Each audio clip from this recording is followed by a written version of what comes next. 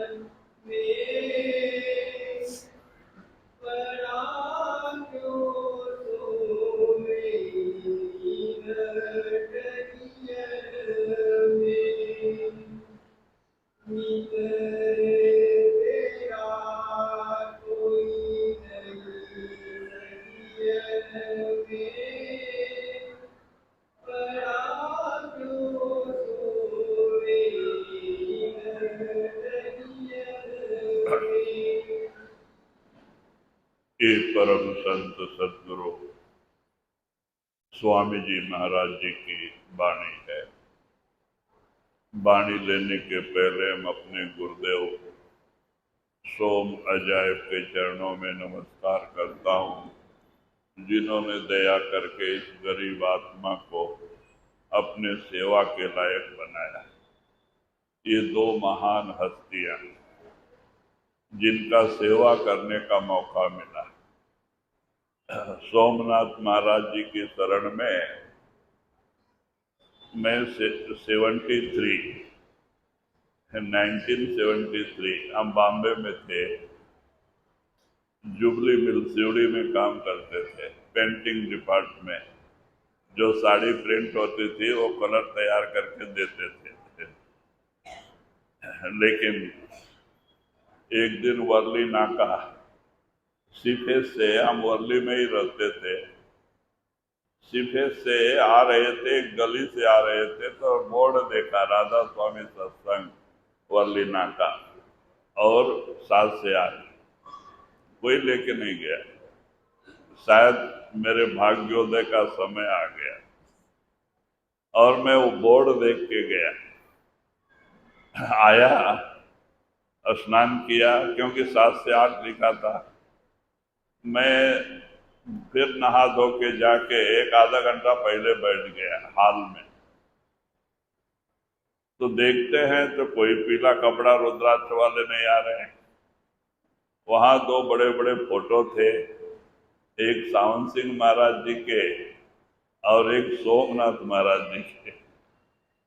तो हम सोचे ये 2 महापुरुष आएंगे, ये शायद जैन मत वाले होंगे, अब कुछ अच्छी बातें बताएंगे। सत्संग क्या है हमको पता नहीं था। तो मैंने वहां बैठा। उसके पहले मैं दुर्गा की आराधना करता था। बॉम्बे में एक ब्राह्मण मिले थे, पंडित, और उन्होंने हमें ओमकार जाप दिया था, दुर्गा का आराधना उपासना बताया, सोमवार उपवास। ये काम नहीं कर रहा है, बंद हो गया।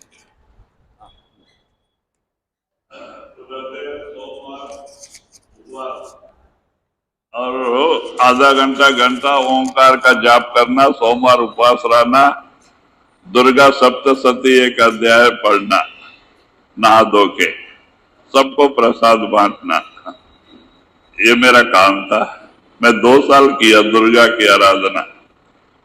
उससे कोई भी भक्ति हो, अगर इंसान सच्चे दिल से और विश्वास के साथ भक्ति करता है, फल जरूर मिलता है। तो 2 साल में हमें वाक्य सिद्धि आ गई, हम जो कहते थे हो जाता था। क्योंकि हम एक टाइम में एक की भक्ति करते थे। हम जब 5 साल के हुए तो हनुमान के ऊपर बड़ा प्रेम था, तो हनुमान जी का चालीसा जेब में रखते थे। तो 10 साल हनुमान की भक्ति किया। बॉम्बे गए तो एक पंडित मिल गए और उन्होंने दुर्गा की आराधना बता दिया कि ये तीनों की माँ है, यानी ब्रह्मा विष्णु की माँ है, ये सबसे बड़ी है, अब जो सबसे बड़ा उसको पकड़ना। हमने हनुमान को छोड़ के दुर्गा को पकड़ लिया। अब दुर्गा को उपासना करने लगे, रात दिन उसी का ध्यान। तो वाक्य सिद्धि 2 साल हो गए। अब ये सत्संग, पहला सत्संग, जाके बैठे, सब हमारे जैसे ही लोग आके बैठते थे अपने अपने मिल कंपनी से, और 7 बजे टेप रिकॉर्ड के ऊपर प्रार्थना चालू हो गया और फिर सत्संग चालू हो गया सोमनाथ महाराज जी का। एक 20 मिनट हिंदी, 20 मिनट मराठी। तो हम मराठी जानते थे, तो हमने बड़े प्रेम से सुना। तो बाबा जी के एक एक वाक्य हमारे दिल में लगते गए, बाण जैसे लगे। नामालूम मेरा भागवत का समय आ गया था, एक एक वाक्य हमारे दिल में लगते गए और हमारे बहुत सारे प्रश्न जो थे उसका उत्तर मिलता गया, उत्तर मिलता गया। हमारा शंका समाधान हो गया। और मैं एक सत्संग सुन के वहां से आया और आके दुर्गा को नमस्कार किया कि माता, मेरा तेरा कर्जा पूरा हो गया, तेरी कृपा से मुझे सत्संग मिल गया। और मैं दुर्गा को छोड़ दिया, सत्संग पकड़ लिया। मेरा एक ही काम, एक ही भक्ति, ये नहीं कि भाई जो दिखे उनको नमस्कार करते जाओ, एक की भक्ति। अब सत्संग पकड़ लिए, सत्संग सुनना, रात दिन उसी याद में रहना, सवेरे उठ के खाना बना के मिल में जाना, तो मिल में जाते समय वही बाबा जी ने ऐसा कहा, बाबा जी ने ऐसा कहा, सत्संगी ना। और मिल में भी किसी से ना बात ना चीत, अपने काम से काम और सत्संग का ख्याल सारा दिन। दूसरे दिन जो सुना उसका मनन। ऐसा 1.5 महीना रात दिन सत्संग के विचार में रहने से विरह पैदा हो गई, बाबा जी के दर्शन की तड़प पैदा हो गई। एक दिन एक बरस जैसा बीतने लगा और मैंने छुट्टी भी नहीं लिया, नौकरी छोड़ के भाग गया। पैजामा और शर्ट के ऊपर पगार लिया, भाग गया बेंगलुरु, क्योंकि महाराज जी का आश्रम बेंगलुरु में था। वहां कन्नड़ भाषा चलती है, हिंदी बोलने वाला नहीं मिलते वो समय पे। लेकिन मैंने परवाह नहीं किया, भाग गया, बस से गया। और जब वहां पहुंचा, रात भर बस स्टैंड में पड़ा रहा। सवेरे बस मिली केंगेरी, 10 किलोमीटर बेंगलुरु से बाहर था आश्रम। फिर केंगेरी गया, बाबा जी का दर्शन किया, तो मैं सब शुद्ध बुद्ध भूल गया। इतना तड़प थी कि एक दिन एक बरस जैसे बीत रहे थे। इतना वैराग्य पैदा हो गया, बाबा जी के दर्शन की तड़प पैदा हो गई। मैं उनके चरणों पे गिरा, मुझे शरीर की स्मृति नहीं, बाबा जी उठा रहे, अब मुझे पता भी नहीं। जब होश आया तो मैं उठ के बैठा, देखो विरह थी। तब बाबा जी कहते हैं, क्यों दर्शन करके जाना चाहते हो या सेवा में कुछ दिन रहना चाहते हो? क्योंकि 111 एकड़ का आश्रम था और वहां खेती होती थी।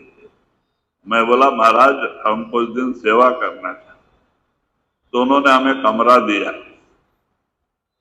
फिर रात दिन सेवा में लग गए, मेहनत किया, खेती का काम।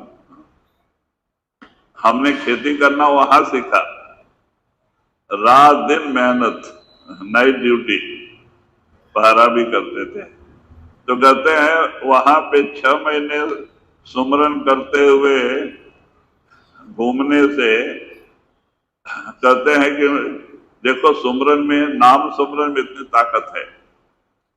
6 महीना सुमरन करते हुए घूमने से हमारी रूह चढ़ाई करने लग गई, शरीर सुन्न होने लगा, गुरु की कृपा हो गई। तो सुमरन में इतनी ताकत है। तो इसीलिए आप स्वामी जी महाराज जागृत करते हैं कि पढ़ा तो क्यों सोए इन ठगियन में। अब कहेंगे तो लोगों को बुरा लगेगा। स्वामी जी महाराज ठग कहते हैं किसको? कुटुंब परिवार को। अब चोर 3 तरह के होते हैं। एक तो डकैत, दिन दहाड़े 30-40 लोग गन लेके आते हैं, लूट के लेके चले जाते हैं, वो 1 नंबर के चोर। दूसरे नंबर के चोर वो हैं, हम नींद में रहते, हमें पता भी नहीं चलता। पहले मट्टी की दीवार होती थी मोटी मोटी, और वो होल बना के सेत लगा के हम नींद में रहते और सब लूट के लेके जाते थे चोरी करके। वो 2 नंबर के। और एक कुटुंब परिवार के लोग 3 नंबर के चोर। ये हमारे बीच में रहते हैं, हमसे प्रेम करते हैं और हमारा इतना अमूल्य समय लूट लेते हैं। ये मानव शरीर क्यों मिला था? इस भवसागर से पार होने के लिए, इस जन्म मरण से छुटकारा पाने के लिए वो समय लूट लेते हैं। कबीर साहब ने कहा है ना, कहता हूं कह जाता हूं कहूं बजाए ढोल, श्वासा खाली जाता है 3 लोक का मोल। हमारा एक एक श्वास 3 लोक से भी कीमती है। वो इनके मोह, इनके प्रेम प्यार में हम फेंक दे रहे हैं, जबकि लास्ट में एक श्वास चाहिए तो नहीं मिलेगा। इतना कीमती श्वास चला जा रहा है। तो इसीलिए कहते हैं पढ़ा तो क्यों सोवे इन ठगियन में। कहते भाई जागृत हो। ये जो नर नारायणी शरीर मिला है आपको इस दुख से छुटकारा पाने के लिए, इस जन्म मरण से मुक्ति के लिए। फिर इस 84 के जेल खाने में नहीं आना, जन्म मरण के चक्कर में नहीं पैदा होना। इससे मुक्ति के लिए ये मानव शरीर, अब उसको यूं ही खो बैठते हैं। परिणाम क्या होता है? पश्चाताप। क्यों? हम भक्ति तो करते नहीं, दुनिया को अच्छी तरह से पकड़ के रहते हैं, मेरा मेरा मेरा। और ये दुनिया अंत समय लात मार देती, भाई चल तेरे जैसे लाखों आए। ये दुनिया ना आज तक किसी की हुई है, ना आगे किसी की होगी। तब उस समय क्या होता है? हमने प्रेम किया है, अब प्रेम की हुई वस्तु छोड़ के जाने में दर्द होता है। तब ये सिर पीट के रो रो के जाता है, अरे मैं तो सब छोड़ चला। इसी को गुरु नानक कहते हैं ना, अंत पछताए होते क्या जब चिड़िया चुग गई खेत। चिड़िया खेत चुग के जाने के बाद जाके सिर पीटो तो क्या फायदा है? अब घर में तो अनाज नहीं आना, अनाज आने के लिए पहले आपको राखन रहना था, आपने तो राखन नहीं रखा। अब जब सारा खेत चिड़िया चुग के खा के चली गई तो जाके सिर पीटो तो क्या फायदा? ये अंत समय ऐसा ही हो जाता है। हम सिर पीट पीट के जाते हैं और कोई काम का नहीं।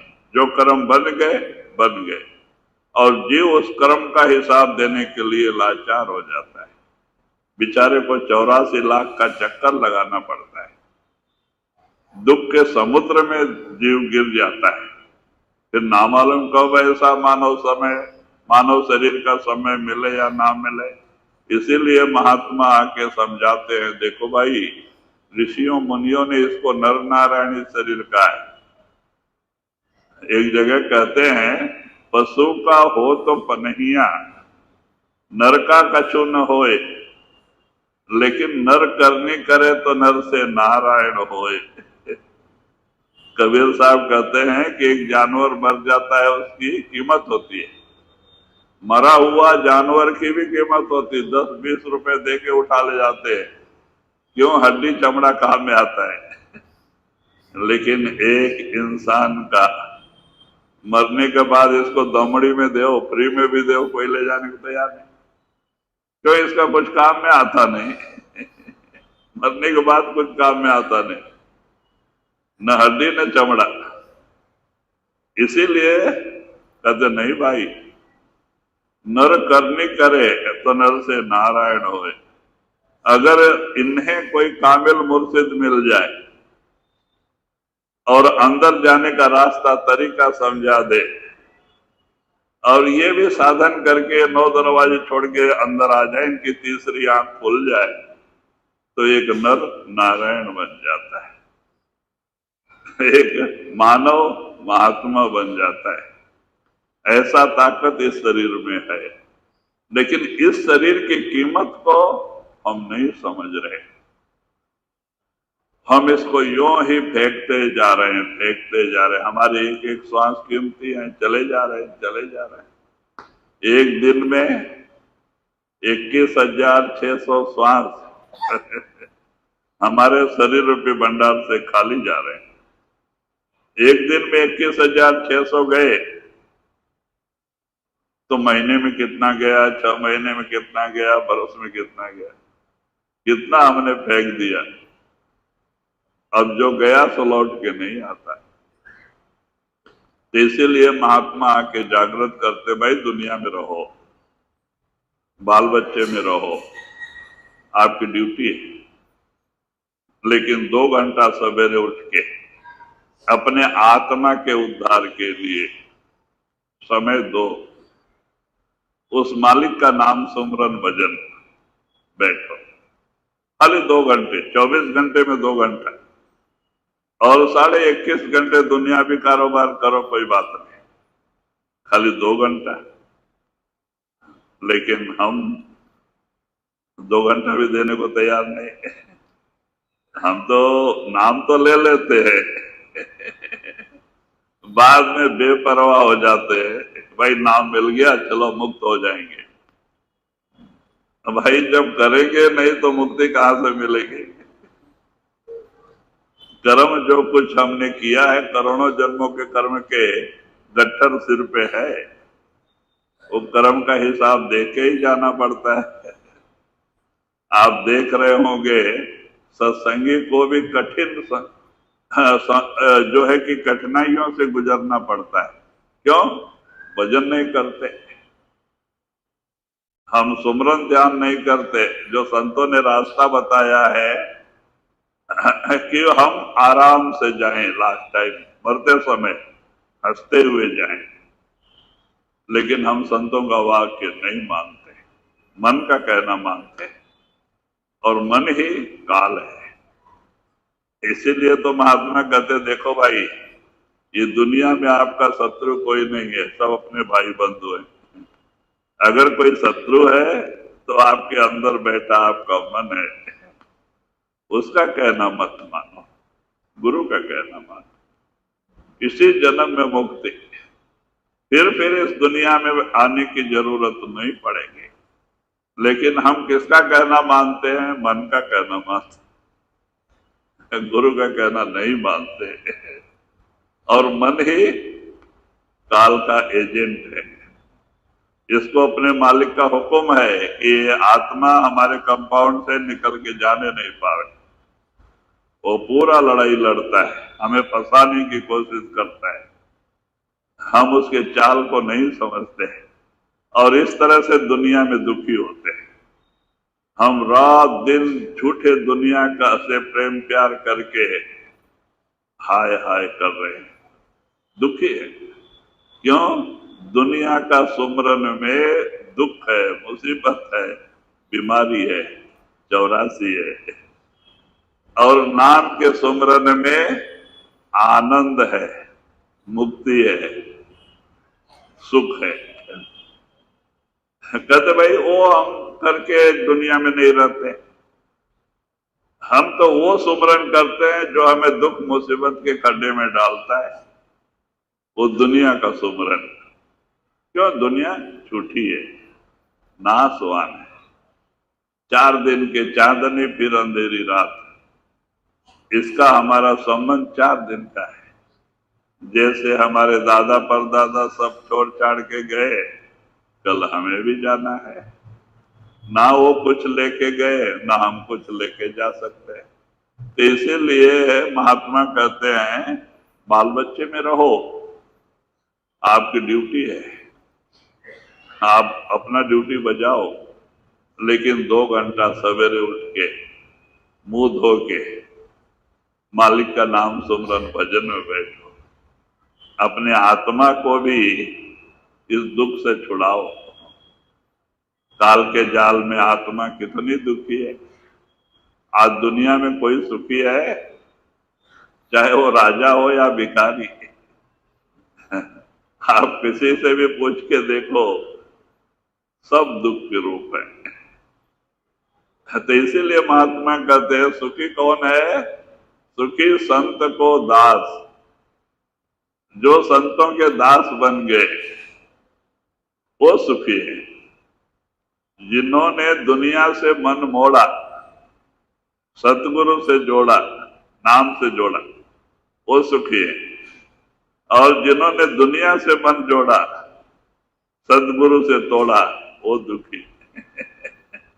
वो चाहे राजा हो या भिखारी, सब दुखी है, कोई सुखी नहीं।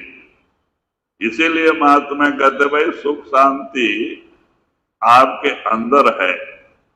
आप गुरु का हुक्म मानो, रोज 2.5-3 घंटे की सवेरे बैठक बनाओ, ये 9 दरवाजे छोड़ के 10वें में आओ, आपकी तीसरी आंख खुलेगी, ज्ञान की आंख। सच्चाई आपको अपने अंदर नजर आएगी। सच क्या है, ये दुनिया कैसे बनी, काल कैसे जीवों को धोखा दे रहा है, सब कुछ आप अंदर देख सकते हैं। आपका सारा शंका समाधान हो जाएगा। लेकिन जब तक आप अंदर नहीं आएंगे और आपकी तीसरी आंख नहीं खुलेगी, आप कभी सुख शांति सपने में भी पा नहीं सकते। सुख शांति अंदर है, नाम में है, ना दुनिया के सामान में है, नाम में है। तो इसीलिए स्वामी जी महाराज इस वाणी में हमें जागृत करते हैं। जी, मित्र तेरा कोई नहीं संगियन में, पड़ा क्यों सोवे इन ठगियन में। सेत कर प्रीत करो सत्संग में, गुरु फिर रंग दे नाम रंग में। तो वही आप कहते हैं कि चेत कर सत्संग में जाओ, सत्संग को अच्छी तरह से समझो। अब संत महात्मा वेद पुराण शास्त्र रामायण सब सुनाते नहीं बैठते। अरे वो पिछले युग की बात है जो आज नहीं है। उनके बारे में कितना भी उनका गुणागान करे तो क्या फायदा है। ये मन कुछ नहीं लेता, बोलता ये तो रामायण के बारे में बोले तो कहता ये त्रेता युग की बात है, राम रावण की कथा है, कुछ नहीं लेगा। महाभारत के बारे में बोले तो कहे द्वापर युग की बात है, ये कौरव पांडव का बात है, इसमें कुछ नहीं लेगा वो। इसीलिए संत महात्मा ये सब पुराण सुनाते नहीं बैठते, वो हमारी आत्मा के पुराण को ही खुलासा करते हैं कि हम कौन हैं, कहां से आए हैं और यहां आके किस तरह से भूल और भरम में पड़ गए और किस तरह से इससे छुटकारा पाके हम अपने घर, अपने पिता से, परमात्मा से मिल सकते हैं। यही सब कुछ सत्संग में बताया जाता है। सत्संग गुरु नानक ने कहा है, सत्संग उत्थे जानिए जिथे एको नाम बखानिए। सत्संग उसी का नाम है जहां एक मालिक के नाम की महिमा हो और उस मालिक का महिमा हो। वो सत्संग नहीं है जहां एक महात्मा दूसरे महात्मा की निंदा करे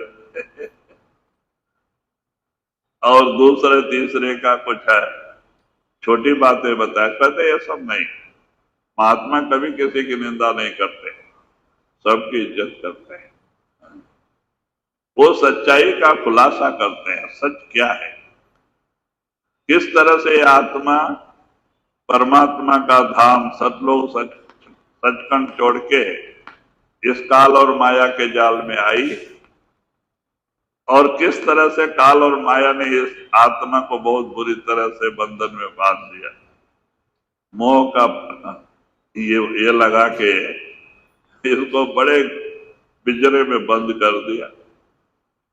इसीलिए कहते हैं कि इससे निकलने के लिए संत हमें सुमरन और ध्यान का तरीका समझाते हैं। अब दुनिया का सुमरन, दुनिया का ध्यान करके हम इसमें फंसे हुए हैं। अब 5 नाम का सुमरन और सदगुरु का ध्यान करके इससे निकल सकते हैं यही तरीका है। मन को सुमरन करने की आदत पड़ी हुई है, हम चुपचाप रहें, हमारा मन चुपचाप नहीं रहता है, वो कोई न कोई अंदर सुमरन से जुड़ा रहता है, बेकाम का काम। कहते हैं खाली मन शैतान का घर है, अगर इसको खाली रखोगे बेकाम का काम चिंतन लाके अंदर डालेगा तो इसको सुमरन में रखो। जब सुमरन में रखोगे ये निर्मल होएगा, आपके पाप कटेंगे मालिक का नाम सुमरन से। जैसे जैसे पाप कटेंगे मन निर्मल होएगा तो हमारे अंदर परिवर्तन आएगा, हमारा आचार विचार व्यवहार बदलेगा और एक दिन मन निर्मल होकर चित्त स्थिर हो जाएगा। हमारा रूहानी सफर पैर के तलों से स्टार्ट होगा और सिर की चोटी तक शरीर शून्य हो जाएगा, हमारी तीसरी आंख खुल जाएगी। ये सुमरन और ध्यान से, और हमारा काम बन जाएगा।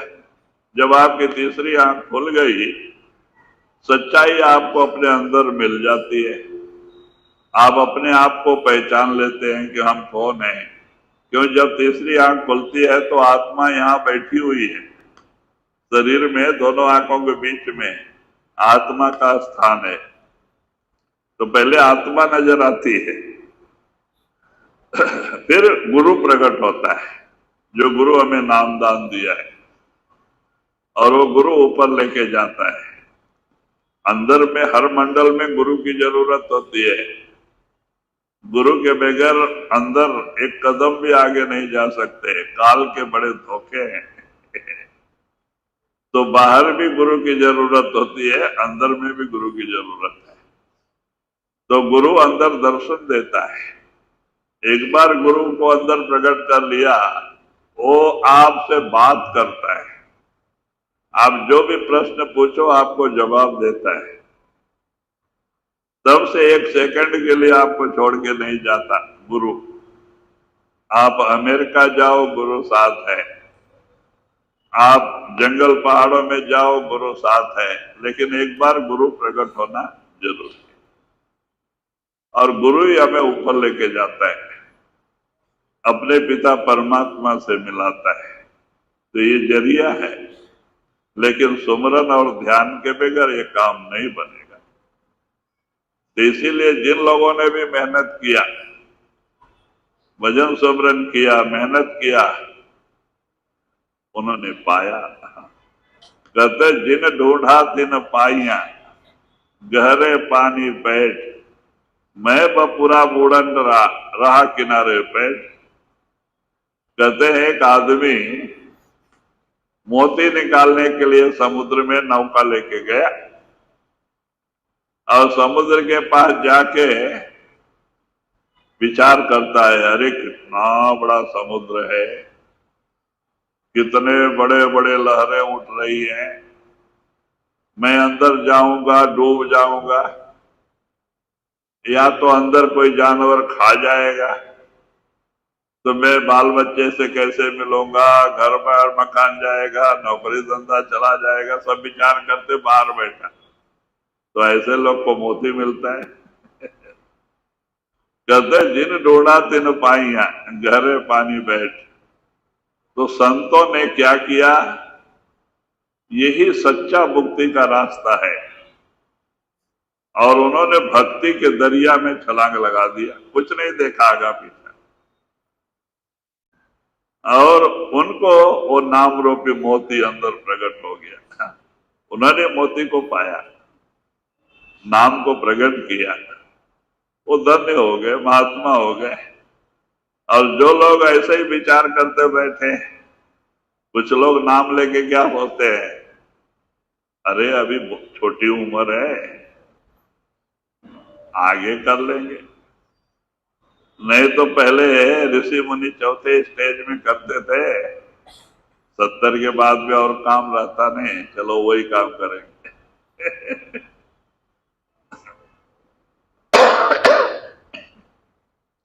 अरे भाई किसने देखा है 70 बरस तक हम रहते हैं या नहीं? ये श्वास गिनती से दिए गए हैं। छोटे छोटे उम्र में भी जीव बेचारा शरीर त्याग के चला जा रहा है। ऐसे लोग हॉस्पिटल में रहते, जाओ देखो कितने छोटी छोटी उम्र में भी जीव अपने इस नर नारायणी चोले को छोड़ के जा रहा है, तो कोई भरोसा नहीं है। तो इसीलिए कहते हैं जब बुढ़ापा बड़ा दुखदाई होता है। सारी क्या उम्र कम होता है, कर्म ज्यादा होते हैं, और वो बीमारी के रूप में आके पड़ जाते बेचारे के ऊपर। मन चंचल हो जाता है बुढ़ापे में, याददाश्त कम हो जाती है, घर में इज्जत कम हो जाती है, घर के लोग बात नहीं मानते। कहते हैं बुढ़ा बैठे रहे, इतना उतना ले जाके खाना है टाइम टाइम डाल देते हैं, बोलते चुप रहना, बोलना नहीं। तो ऐसी हालत हो जाती है, कोई उनका बात मानने को तैयार नहीं होता है। ऐसे समय में बीमारियां आके घेर लेती हैं, पैर दर्द होता है, कमर दर्द होता है, दांत गिर जाते हैं, कान सुनाई कम देता है। भाई ये लोग भी कहते हैं बहुत दिन आपकी सेवा किया, मेरे से होने वाला नहीं, बेरिंग घिस जाती है, चलना भारी होता है। कहते कैसे कैसे तकलीफ उठा, ऐसा तकलीफ में हम भजन करेंगे, हमारा ध्यान तकलीफ की तरफ जाएगा। तो भजन के लिए भी उम्र होती है। जब आपके शरीर में ताकत है, आपका शरीर तंदुरुस्त है, तभी भजन कर सकते हैं, नहीं तो बीमारी की हालत में या बुढ़ापे में सपने में भी नहीं हो सकता। इसीलिए कहते हैं काल करे सो आज कर, आज करे सो अब, पल में प्रलय होएगा तो काल करेगा कब। कबीर साहब कहते हैं जो कल करना है आज ही कर ले, जो आज करना है वो अभी कर ले। एक सेकंड में श्वास का भरोसा नहीं, तो कल क्या करेगा? कल काल के हाथ में है, आज ही तुम्हारे हाथ में। कल क्या होगा किसको पता है? कोई जानता है? तो कहते भाई आज कर ले, हाँ कल की बात को मत मान। तो कहते इसलिए संत मत प्रेम और प्यार का रास्ता है, भक्ति का रास्ता है, इसमें आडंबर नहीं, दिखावट नहीं, और सच्चा विश्वास और प्रेम गुरु के प्रति, श्रद्धा विश्वास लेके जब हम भक्ति के रास्ते पे चलते हैं जरूर कामयाबी मिलती है। लेकिन हमारा विश्वास अधूरा हो हमारा प्रेम प्यार भी अधूरा हो तो कामयाबी नहीं मिल पाती। इसीलिए हम भक्ति में पीछे रह जाते हैं। भक्ति कहते किसी चीज को पाने के लिए कुछ खोना पड़ता है। अपने आप को भी महात्माओं ने खोया, खाना छोड़ दिया, सोना नींद भी छोड़ दिया, एक एक टाइम का कुछ पत्ता खा के, फल खा के या एक टाइम खाना खा के रात दिन उस मालिक के लिए रोते थे बैठ के, रो रो के तब वो मालिक को करुणा आके दया के वो अंदर प्रकट होता है। कहते हैं खाए पी हंस खेल के पीऊ मिले तो कौन दुहागन होए। अच्छी तरह से खा पी के हंस के अगर परमात्मा मिलना होता तो महात्माओं को इतना तकलीफ उठाने की क्या पड़ी थी। कहते नहीं भाई, कुछ खोना पड़ता है, त्याग करना ही पड़ता है। किसका त्याग? दुनिया का त्याग। क्यों? दुनिया झूठ है, नाशवान है। कहते हैं शरीर से त्याग नहीं, मन से। मन को बैरागी बनाना है, शरीर को बैरागी बनाने से कोई फायदा नहीं। हम तो क्या कहते हैं, पीला कपड़ा रुद्राक्ष डाल लिया, बाल बच्चा घर मकान छोड़ दिया, जाके कई मंदिरों में या तो जंगलों में झोपड़ी बना के बैठ गए या तो किसी आश्रम में, और अंदर में दुनिया भरी पड़ी है। इज्जत चाहिए, मान बढ़ाई चाहिए, धन दौलत चाहिए, तो कौन सा त्याग है? महात्मा कहते भाई शरीर को बैरागी बनाने से फायदा नहीं, मन को बैरागी बनाना है। जो दोष है मन में है, ये शरीर बेचारा क्या किया, ये तो मट्टी का बर्तन है, इसको थोड़ी मुक्ति मिलना है। कहते इसको तो यहीं फेंक के जाना है, इसको बैरागी बना क्या फायदा है? मन को बैरागी बनाओ। जो दोष है मन में है, मन को अंदर ये भावना हो दुनिया झूठी है, हमें जाना है। कहाँ जाना है? अपने घर जाना है, सतलोक सचखंड जाना है। वहां की आशा लगा के यहाँ की ड्यूटी बजाना, यहाँ की किसी चीज की आशा लगा के ड्यूटी नहीं बजा। तो जहां आशा तहां वासा। हमारा सतलोक की आशा सतलोक लेके जाएगी, यहाँ दुनिया की आशा दुनिया में लेके आएगी, किसी से पूछने की जरूरत नहीं। आपका मन ही सब कुछ बता देगा कि कौन सी आशा हमारे अंदर है, और किसी से पूछने की जरूरत नहीं कि हमारे अंदर नाम की आशा है या दुनिया की आशा है। दुनिया की आशा दुनिया में लेके आएगी, चाहे तुम जंगल में रहो, पहाड़ों में रहो, हिमालय में रहो, आपको आना ही पड़ेगा। जहां आशा तहां वासा। अगर आप बाल बच्चे में हैं, आपकी आशा नाम से लगी, परमात्मा के नाम से, परमात्मा से जुड़ी है, गुरु से जुड़ा है, तो आप कहां जाएंगे? गुरु में समाएंगे, परमात्मा में समाएंगे, मुक्त हो जाएंगे। तो कहते भाई मन को बैरागी बनाना है, शरीर को बैरागी बनाने से फायदा नहीं। इसीलिए तो कबीर साहब ने भी कहा है ना, मन ना रंगाए जोगी, रंगाए जोगी कपड़ा। ये जोगी, तूने कपड़े को रंग, पीला कपड़ा रंग दे दिया, जो मन को उस मालिक के नाम के रंग में रंगना था, तो तूने कपड़े को रंग लगा लिया। अब कपड़े को मुक्ति नहीं मिलती, शरीर को मुक्ति नहीं मिलती। शरीर तो चाहे महात्मा का हो या मामूली इंसान का हो, यहाँ फेंक के जाना पड़ता है। ये काल और माया का है, ये अपना नहीं है, उनका सामान उनको देके जाना पड़ता है। यहाँ जो कुछ भी हमें मिला है हमारे प्रारब्ध कर्मानुसार, धन दौलत, खेती गृहस्थी, कुटुंब परिवार, ये सब 2 दिन का है, उनका है, हमारा नहीं है। हम तो आते समय खाली हाथ आए थे, जाते समय खाली हाथ ही जाना पड़ेगा। चाहे कितना भी मेरा मेरा कर लो, संग चले न एक अदेला, सब चला चली का खेला। लास्ट में एक का आधा पैसा भी साथ नहीं जाएगा। ये सब चला चली का खेला, 2 दिन का जग में मेला। ये 2 दिन में जग का मेला है।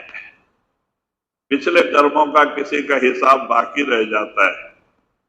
ऐसे ही लोग कुटुंब परिवार के रूप में आ जाते हैं घर में, कोई बेटा बन के, कोई बेटी बन के, कोई पति पत्नी बन गए। कौन है? बकाया वाले लोग हैं, वसूल करने के लिए आए हुए हैं, वो अपने नहीं है।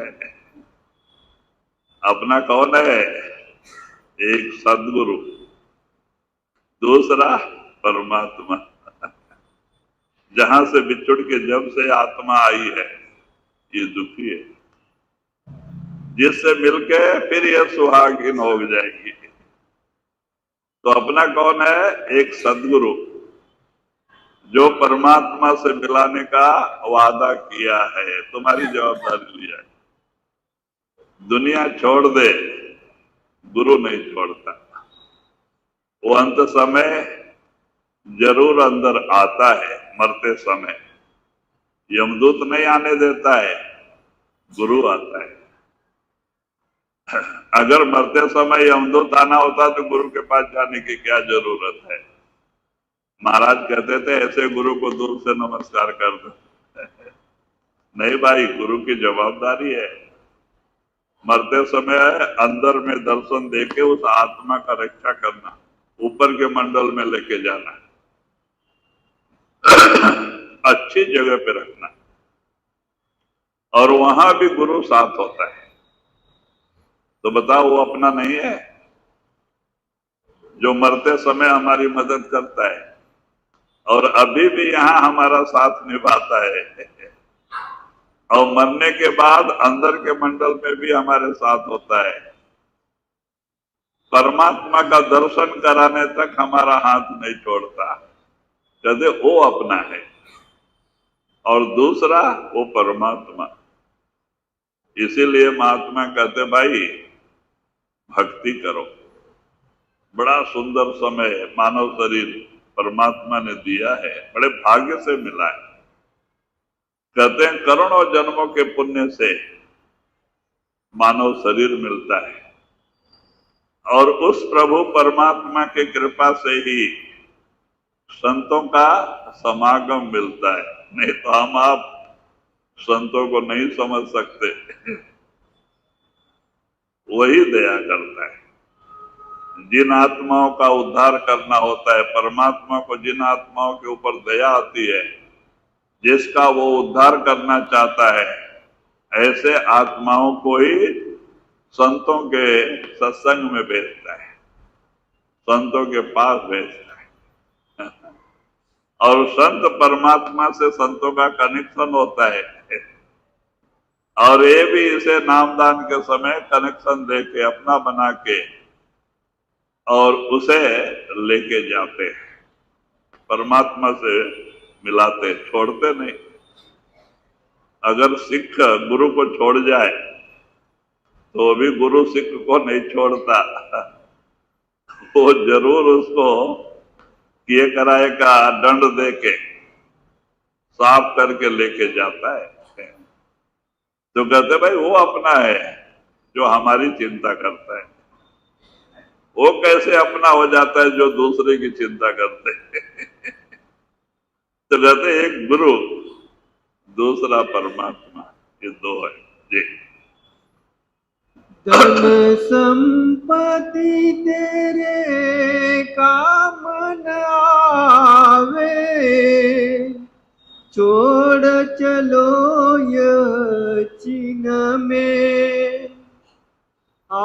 लागे रे न अंधेरी बारी, काज करो कुछ दिन में, यह देही पीर आतन आवे, पीरो 84 बन में, गुरु सेवा कर गुरु रिझाओ,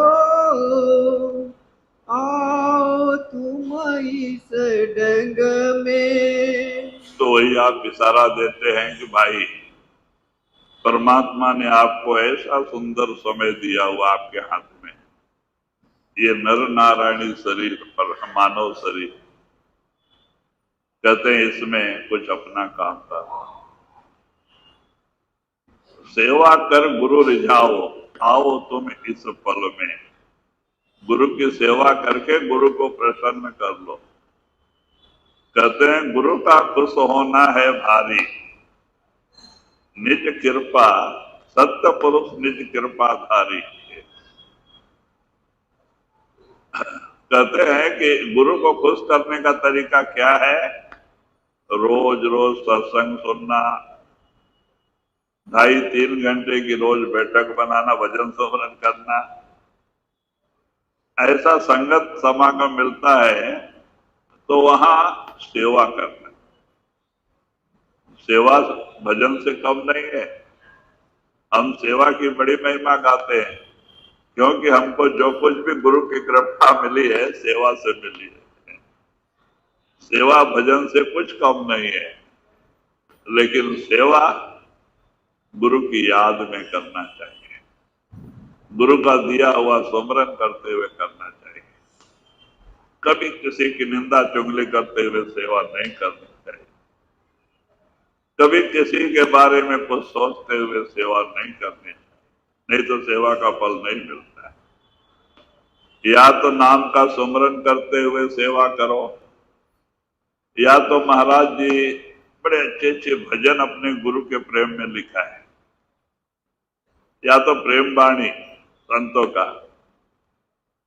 उसका पाठ करते हुए सेवा करो, जिससे गुरु की याद में रहो, गुरु की याद बनी रहे, आपका ध्यान इधर उधर नहीं जाए। तो रुपए में रुपया फायदा है।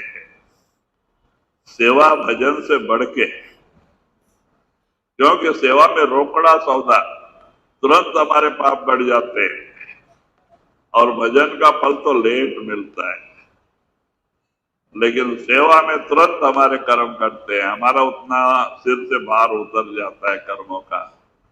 तो सेवा बहुत ऊंची है। तो इसीलिए कहते भाई कि देखो ये नर नारायणी शरीर परमात्मा ने दिया है, जब तक इसमें बैठने का मौका मिला है भक्ति कर लो। भक्ति में शक्ति है। भक्ति के बगैर हमारा ये समय, ये शरीर की एक पैसा भी कीमत नहीं। आप लोगों ने देखा ना, कितने बड़े बड़े लीडर आए, कितने बड़े बड़े मिनिस्टर आके गए, उनको हम भूल गए। लेकिन जो भक्त हो गए, जिन्होंने भक्ति किया, वो आज भी हमारी जबान पे हैं। विश्वामित्र, दुर्वासा, वशिष्ठ, ये सतयुग में हो गए। अब ये चौथा युग चल रहा है। इतने पुराने महात्मा, लेकिन आज भी लोग याद करते हैं। मीराबाई, रविदास, कबीर, गुरु नानक, उन्होंने भक्ति किया, उनकी आत्मा अमर हो गई, उनका नाम अमर हो गया। अब आत्मा के नाम किसका अमर होगा? जिसकी आत्मा अमर होगी। ऐसे तो आप कितने भी पुण्य कर्म कर लो, आपका नाम अमर नहीं होएगा जब तक कि भक्ति, आत्मा अमर नहीं होगी। तो देखो आप महात्माओं का लिस्ट, कितनी बड़ी बड़ी हिस्ट्रियां हैं कि महात्माओं ने अपने आप को भक्ति के जरिए मुक्त किया, अपनी आत्मा को, उनका नाम भी अमर हो गया। तुकाराम, नामदेव, गोरा कुमार कितने हो गए महाराष्ट्र में भी। और नामदेव तो पहले विट्ठल की भक्ति करते थे। विट्ठल ने ही उनको रास्ता बताया कि गुरु के पास जा, गुरु के बगैर मुक्ति नहीं। कैसा हो गया, एक दिन नामदेव गोरा कुमार के सत्संग में चले गए। अब गोरा कुमार महात्मा थे, तो वो सत्संग के बाद में जो मट्टी का बर्तन बनाते थे उसको बाहर से लकड़ी का थापी होता है लेवल करने के लिए, अंदर से हाथ रख के ऊपर से थापते। तो जब सत्संग खत्म हो गया, जानबूझ के गोरा कुमार ने वो थापी लिया और जिसको उपदेश मिला था उनके सिर पे पक्का है बोलते गए, और जिनको उपदेश नहीं मिला था वो कच्चा है बोलते थे, मारते थे सबके सिर पे। जब नामदेव का नंबर आया तो थोड़ा जोर से मारा, ये कच्चा है बोलते। मारा तो नामदेव को बड़ा गुस्सा आ गया, गाली देने लग गए कि ये कुंभार सुमार। विट्ठल जैसा परमात्मा सुबह दोपहर शाम को मैं जाके प्रार्थना करते ही प्रकट होके दर्शन देते हैं और ये मुझे कच्चा बोलता है। बहुत गुस्सा आ गया। अच्छा, अभी जाके मैं अपने देव को बोल के इनका सब सर्वनाश करा देता है। गाली देते हुए निकले, निंदा करते। अब विट्ठल के मंदिर में गए, थोड़ा अभंग प्रार्थना करते ही विट्ठल प्रकट होते थे। 15 मिनट हो गया, 20 मिनट हो गया, विट्ठल प्रकट ही नहीं हो रहे। नामदेव को और गुस्सा आया, उधर उसने अपमान किया, यहाँ ये भी अपमान कर रहे हैं। 2 मिनट में प्रकट होने वाले विट्ठल अभी 20 मिनट हो गया प्रकट नहीं हो रहे, ये भी मेरा अपमान कर रहे। गुस्सा आ गया, कहते देख अभी तो प्रकट नहीं हुआ, दीवार से सिर तोड़ के मरेंगे। दीवार की तरफ गए सिर तोड़ने को, तब विट्ठल प्रकट होके हाथ पकड़ लिए। कहते नामा ये तू क्या करता है? कहते अरे महाराज 2 मिनट में प्रार्थना करते प्रकट होने वाले क्या हो गया? 20 मिनट हो गया प्रार्थना करते करते आप प्रकट नहीं हो रहे, तो क्या करना? कहते नामा तू इतना ही जानता है कि परमात्मा मंदिर में बैठा है, तुझे पता नहीं परमात्मा सर्वव्यापी है, और जो साधु संत है वो अपने अंदर प्रकट किए होते परमात्मा। अब तो साधु संतों की निंदा करते हुए, गाली गलौज करते हुए आया, तो मैं कैसे दर्शन दे सकता हूं? तो इसीलिए नामा तेरा भ्रम दूर नहीं होगा, तू गुरु के पास जा। तब नामदेव पूछते अच्छा महाराज मेरे को ऐसा गुरु कौन है? कहते देख सामने जंगल है, वहां शिवालय है, वहां जा तेरे को गुरु मिलेगा। तब नामदेव जाते हैं। दोपहर को जब वहां पहुंचते हैं तो ये विशोबा खेचर 80 साल की उम्र, ये जानबूझ के क्या किया, शिवलिंग के ऊपर दोनों पैर रख लिया मंदिर के बीच में, दरवाजे की तरफ सिर रख के सो गए नामदेव को जागृत करने के लिए।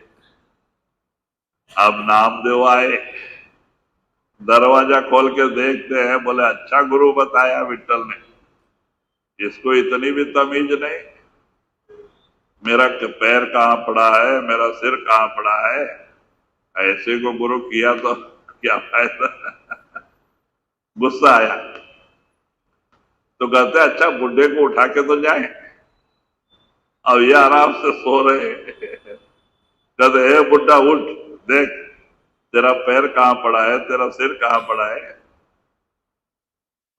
वो तो भेषधारी, वो तो महात्मा थे, वो जानबूझ के ऐसे सोए थे।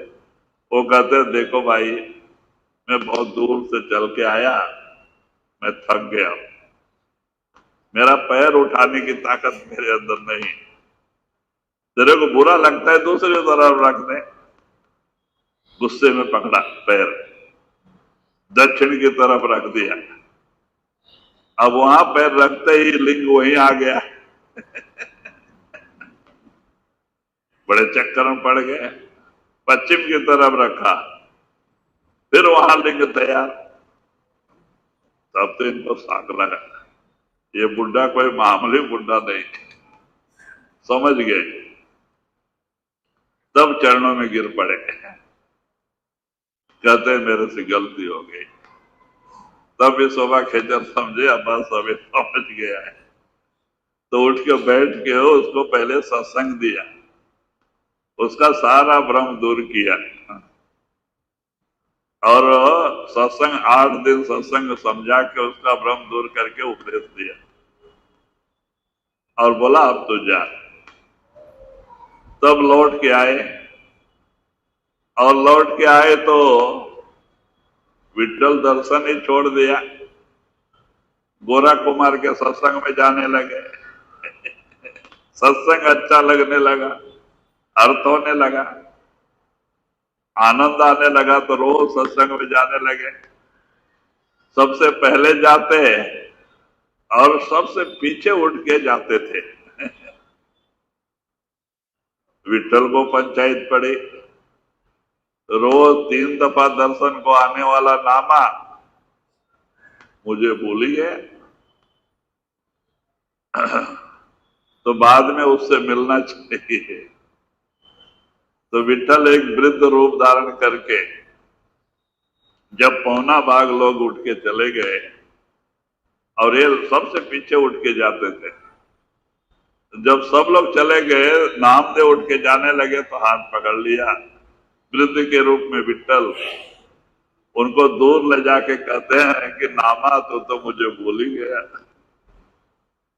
तब समझ गया अरे विट्ठल है। तब दंडवत नमस्कार करते, महाराज तेरी कृपा से मेरा भ्रम दूर हो गया, अब मुझे गुरु मिल गया। तब विट्ठल उनको अपने छाती से लगा लिया, कहते अब तो धन्य हो गया, तो दुनिया में कहीं भी जा सकता है, तेरा कोई भी बाल बांका नहीं हो। और वही नामदेव उत्तर भारत की तरफ चले गए। दिल्ली में वहां पे उनकी परीक्षा ली गई, राजा ने गाय मार को सामने लिटा दिया, कहता तू फकीर है, गाय को चारा खिला। अभंग पढ़ने लगे भजन, तो गाय जिंदा हो गई, सानी खाई। फिर वहां से पंजाब की तरफ चले गए। आज भी पंजाब में नामदेव की समाधि है ओमान में, और वही जो है कि जो हमारे डेरा के पहले संत हो गए जयमल सिंह महाराज का वही गांव है। वहां ही आज भी इनकी समाधि है। बड़े अच्छे महात्मा हो गए, और सिखों ने बड़े प्रेम से इनकी वाणी ग्रंथ में लिखी है। नामदेव की वाणी ली जाती है। देखो संत हो गए, क्यों? गुरु के पास जाके। तो देवी देवता कोई बुरी आत्मा नहीं होती है, ये हमारा मन है हमें धोखा देता है कि हम इतना दिन भक्ति किया, छोड़ देंगे, देवी नाराज हो जाएगी, देव नाराज हो जाएगा। गुरु की भक्ति करने में देवी देवता नाराज नहीं होते, खुश होते हैं।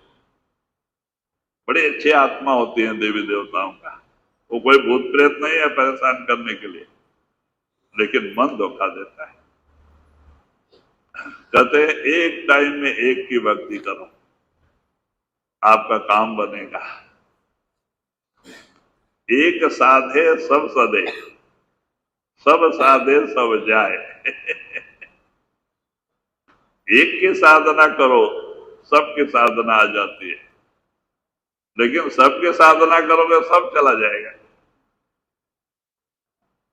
अभी कुछ दिन हमने शिव की आराधना किया, बाद में शिव को छोड़ा, विष्णु को पकड़ा, फिर विष्णु को भी छोड़ा, ब्रह्मा को पकड़, फिर आदि शक्ति को पकड़ लिया।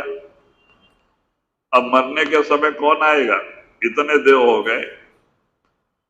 अब उनमें आपस में लड़ाई होती है, भाई तुम्हारी भक्ति किया तुम जाओ, वो बोलता नहीं तुम्हारे किया तुम जाओ, और लास्ट यहां तक कोई आता नहीं, इनकी नैया डूब जाती है। हमारे महाराज एक कहानी बताते थे, एक मुल्ला और एक ब्राह्मण दोनों दोस्त थे, तो दोनों मिलके भक्ति करते थे जंगल में। 5-6 साल बड़ा मेहनत किया, भक्ति किया, और वहां से जाने लगे दोनों मिलके, तो रास्ते में नदी आ गई।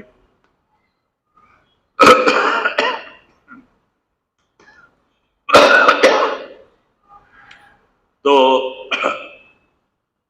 मुल्ला कहते हैं कि हमारा अल्लाह ताला हमको पार करेगा, उनको एक ही विश्वास। तो ये पंडित कहते हैं, अरे तुम्हारा अल्लाह ताला पार करेगा तो हमारा काम है क्या?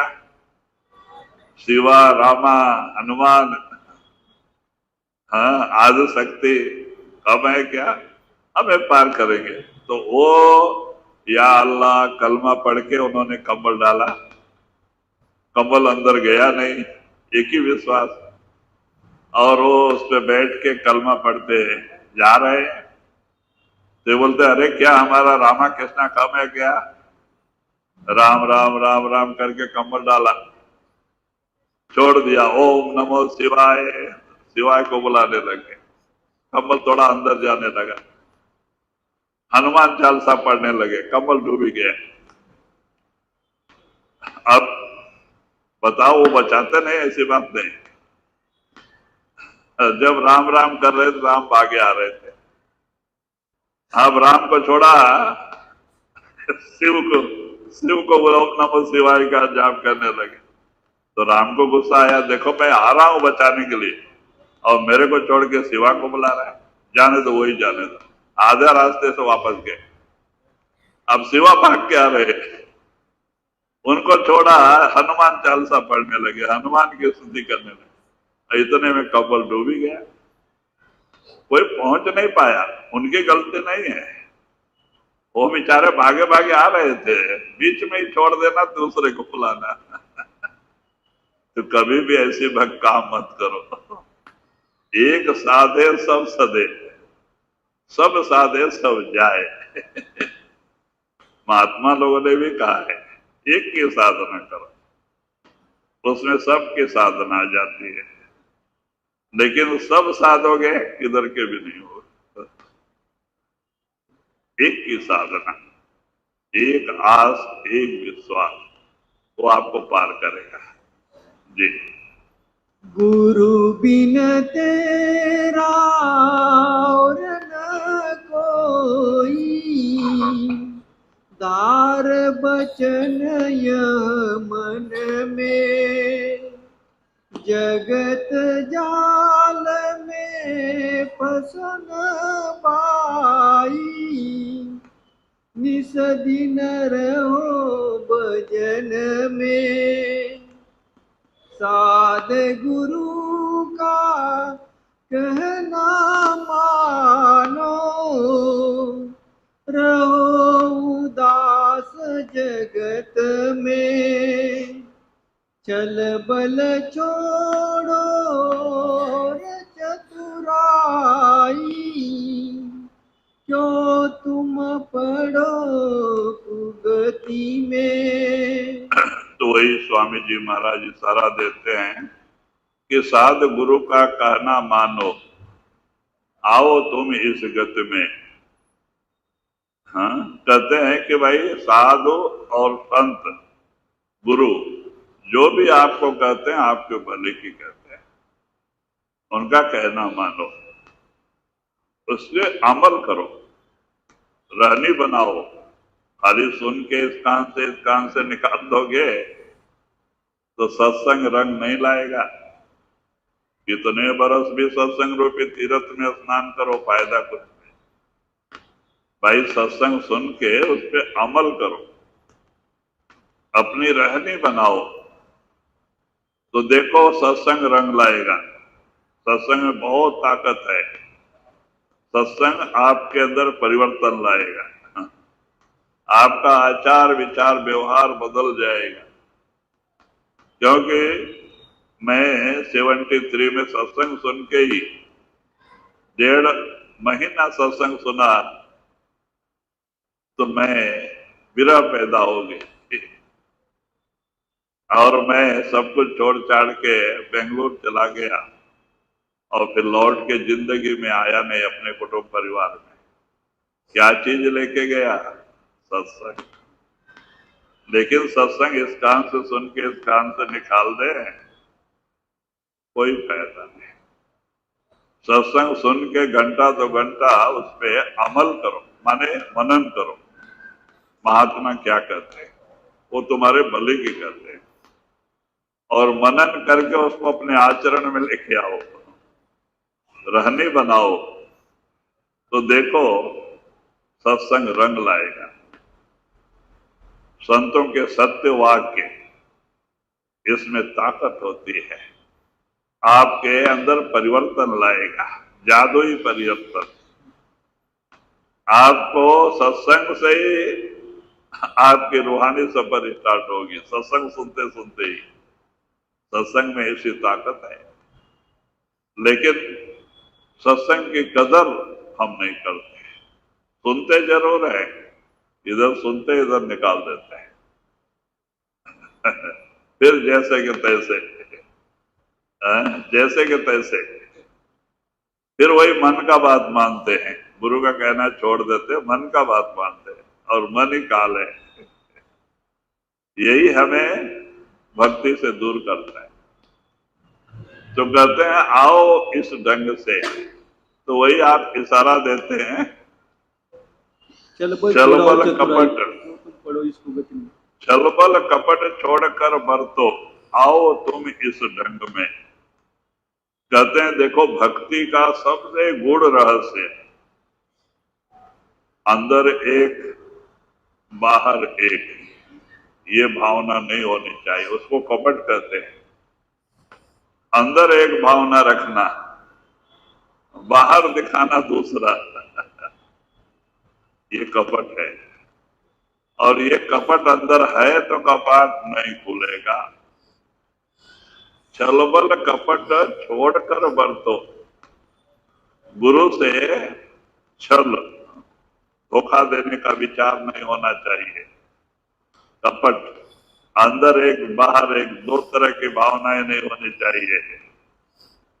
बल, आपको मालिक ने ताकत दिया है, धन दौलत दिया है, तो किसी निर्बल को सताना, कहते ये सब छोड़ दो।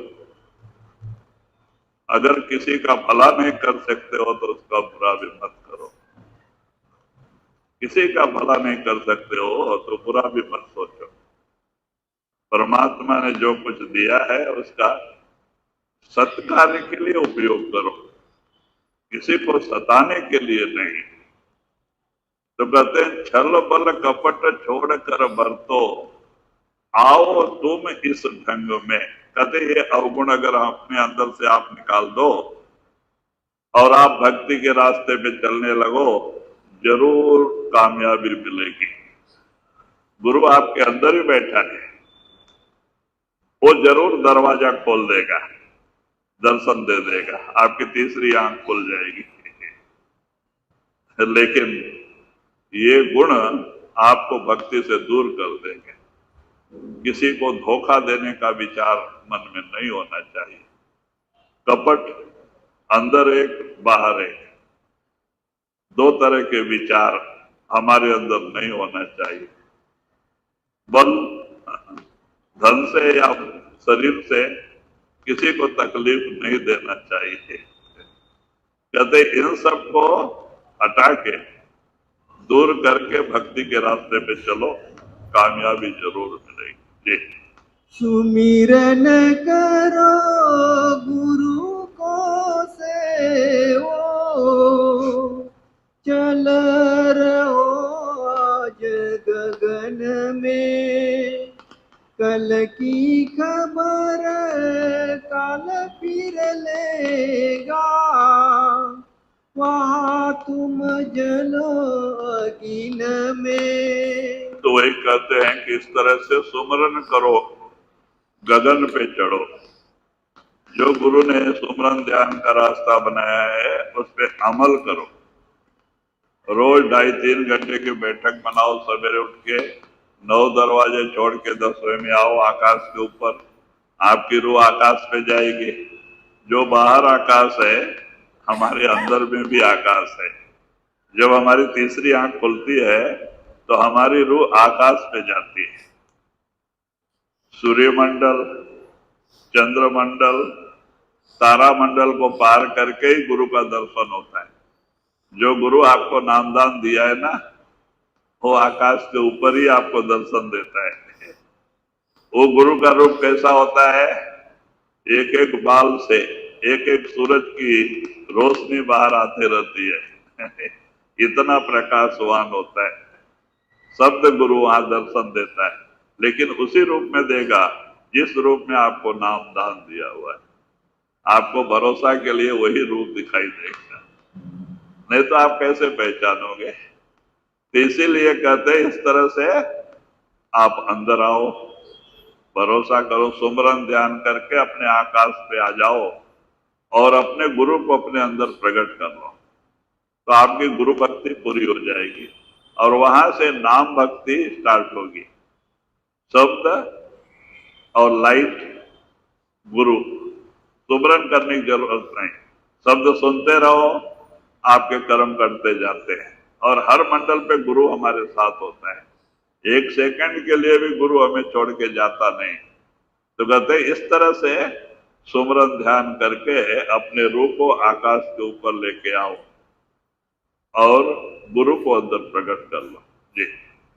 कल की खबर काल फिर लेगा, वहाँ तुम जलो अगिन में, अब ही समझ देर मत करियो, ना जानू क्या होए इस पन में। तो कहते हैं भाई कल के ऊपर मत छोड़ो, कल की खबर काल फिर लेगा, ना जाने क्या हो एक छिन में। स्वामी जी महाराज कहते हैं कल के ऊपर मत डालो, कल काल के हाथ में है, आज ही आपके हाथ में है। आज ही करो, कुछ करो, नहीं तो काल फिर खबर लेगा। फिर क्या होता है हमें भी पता नहीं है।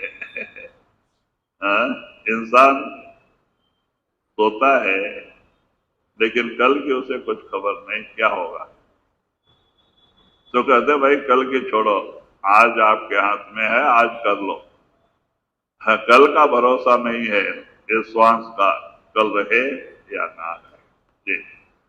समझ अब ही समझ देर मत करियो, ना जानू क्या हुए इस पन में। यो समझाए कह राधा स्वामी, मानो एक बचन में। सब कुछ बता के स्वामी जी महाराज कहते हैं यूं समझाए कहें राधा स्वामी, मानो एक पल में। माने इस तरह से जो कुछ बताना था भक्ति के सब स्वामी जी महाराज ने खुलासा करके बताया। अब उसको समझो, उस पे अमल करो, प्रयत्न करो तो कामयाबी मिलेगी। अब ही समझ देर मत करियो, ना जानू क्या होए मन में यो समझाए कहे राधा स्वामी, मानो एक बचन में। राधा स्वामी।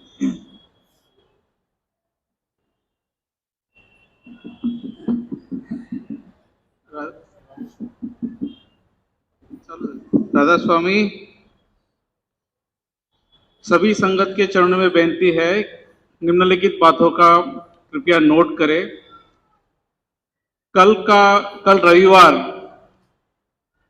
31 अक्टूबर, कल का दिन लास्ट दिन है इस प्रोग्राम का, भंडारे का प्रोग्राम है। कल का सत्संग प्रोग्राम का कुछ रूपरेखा इस प्रकार है। ध्यान 7 से 8, सवेरे 7 से 8 ध्यान का प्रोग्राम। उसके पश्चात 9:30 से 10:30 दर्शन का प्रोग्राम। फिर भंडारा सत्संग जो है 11 से 12 इसी हॉल में होगा। संगत से बेनती है कि 10:30 बजे तक आके इसी हॉल में बैठ जाए, बाबा जी आने से पहले बैठ जाए। फिर उसके बाद लंगर का प्रोग्राम, भंडारा का लंगर होगा। उसी के साथ इस 4 दिन का प्रोग्राम का अंत होगा भंडारा के लंगर के बाद। सभी संगत से बेनती है कि जो भाई बहन यहाँ रह रहे हैं, तो कृपया लंगर के बाद जब खाली करेंगे तो साफ सफाई का ध्यान रखिएगा। अभी सभी सेवादारों से कोऑपरेट करें, जैसे सेवादार आपको बताएंगे वैसे करना।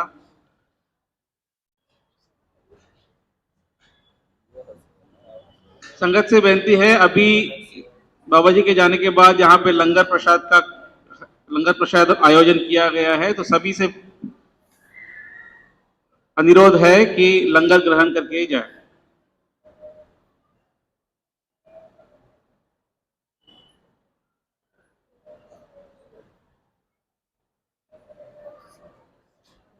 बाबा जी जब यहाँ चले जाएंगे तभी कोई नहीं उठेगा जाने के टाइम पे, सभी अपने अपनी जगह बैठे रहे।